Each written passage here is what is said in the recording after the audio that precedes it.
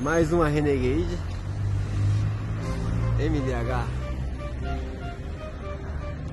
Chegou mais uma pra gente com defeito crônico do barulho na coluna.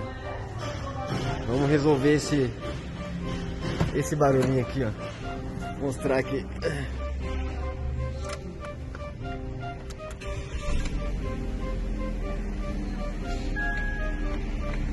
Ó, fechar a porta. Defeito crônico de Renegade, Compass, Toro. Ó.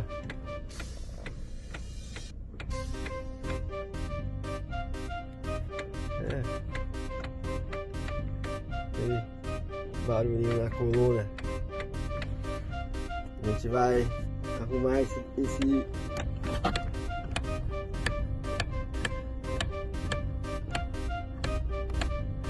bem aqui no meio da coluna. Barulhinho típico de Renegade, Compass e Toro.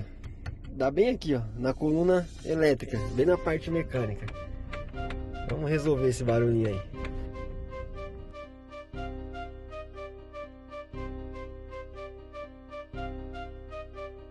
Ó, o Renegade, já com a coluna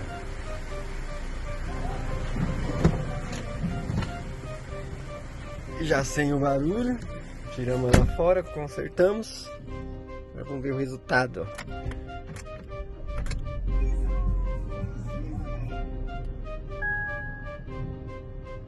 Ó.